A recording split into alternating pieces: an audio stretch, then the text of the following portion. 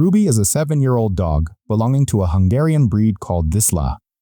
One day, her owner, Kate, was standing in the kitchen making a chocolate cake. Then she put the cake on a shelf and left the house. Ruby took advantage of her owner's absence, approached the cake, and ate 2 pieces. When Kate returned home, she didn't notice that some of the cake was missing, but the surprise came the next day when the dog showed very strange symptoms. Immediately, Kate took her to the nearest veterinary hospital, where they put her on life support. But her health continued to deteriorate, and they didn't know what to do. Kate had to transfer her to the Royal Veterinary College in London. Kate spent more than £10,000 on her, but even so, the dog couldn't survive. The cause of death was liver failure, with the suspected stroke being a contributing factor, and all of this was because she ate the chocolate cake.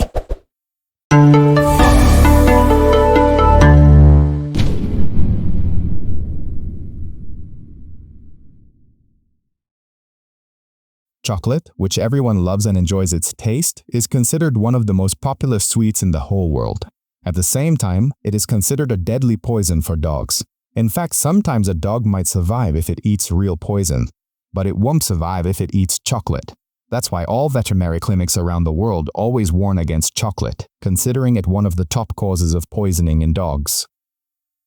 In America and European countries, statistics show that cases of dog poisoning during holidays and occasions where there is a lot of chocolate, like New Year's Eve, for example, reach 4 times the normal rate.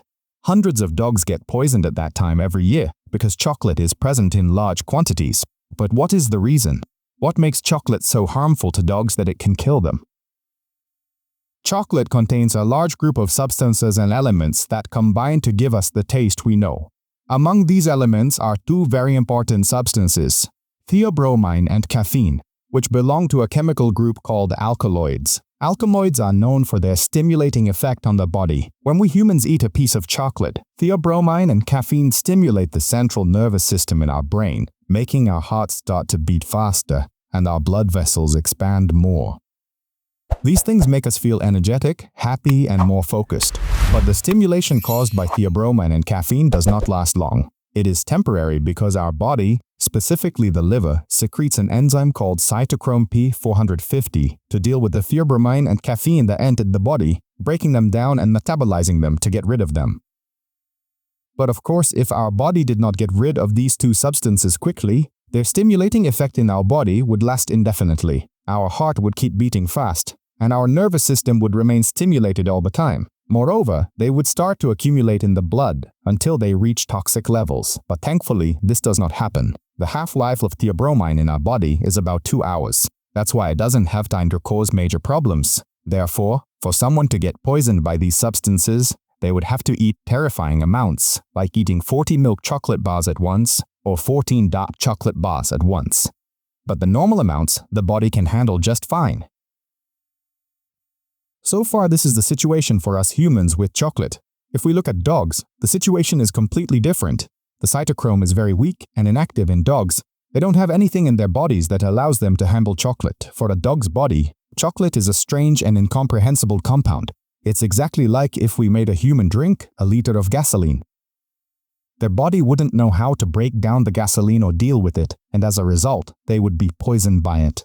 This is exactly the same situation with dogs. When theobromine and caffeine enter their bodies through the chocolate they ate, even if it was a small piece, the elements inside them start to accumulate in the blood for a long time. Theobromine stays in the dog's body for a period ranging from 18 to 24 hours. During this time, the dog's body becomes stimulated and operates at full capacity. The heart muscle works at maximum strength to the point where it reaches double the normal heart rate, which causes the heartbeats to increase significantly, and the blood pressure rises inside the vessels. This situation then causes the heart muscle to stuck due to fatigue and exhaustion. Additionally, theobromine and caffeine cause the dog to become hyperactive and prevent it from sleeping. And not just that, it also stimulates excessive urination in the dog, making it very easy for the dog to become dehydrated. This leads to tremors, seizures, elevated body temperature, and adrenaline levels increasing significantly. The dog then experiences gastrointestinal disturbances, coughing, calcium retention within the cells, and skeletal muscle contractions. The problem is that these symptoms are not temporary. The dog remains in this state without stopping until its vital organs are completely exhausted and give out, ultimately leading to death. And all of this is because its system doesn't understand these 2 substances. Regarding the treatment attempts, if a dog eats a piece of chocolate, there is no specific antidote for this. What veterinarians try to do in this case is to manage the clinical symptoms that appear in the dog.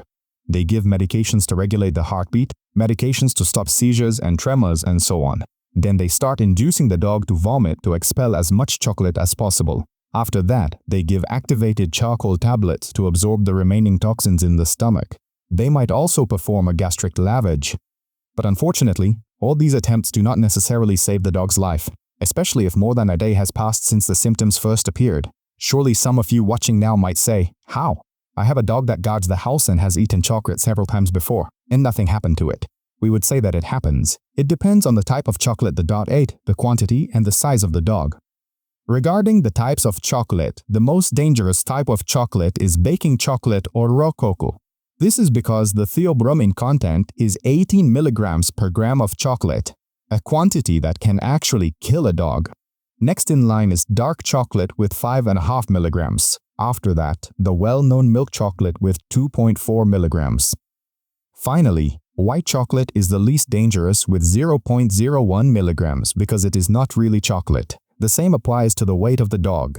A piece of chocolate that might be lethal to a 3-kilogram Chihuahua might not be dangerous to a 30-kilogram German Shepherd.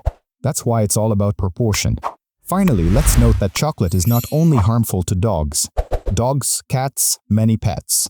Chocolate affects them in the same way. It can easily cause poisoning. But what makes it particularly associated with dogs is that dogs are attracted to sweet foods and enjoy them. That's why they might eat it out of curiosity. But cats don't have taste receptors for sweet foods on their tongues.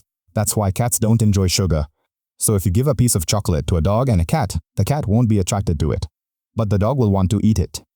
Besides, when cats are attracted to a piece of chocolate, it is usually milk chocolate because of the milk in it. And as we said, this type is diluted and not very harmful. But of course, this doesn't mean that if someone has a cat at home, they can feed it milk chocolate or diluted chocolate. It is still harmful and can cause serious problems. And of course, there are other foods that pose risks to both dogs and cats, like onions, garlic, leeks, grapes, raisins, and avocados. Many foods that dogs and cats' bodies cannot handle. So if someone has a cat living at home or a guard dog, they must know what these animals should and shouldn't eat. Additionally, artificial sweeteners like aspartame, stevia, and xylitol.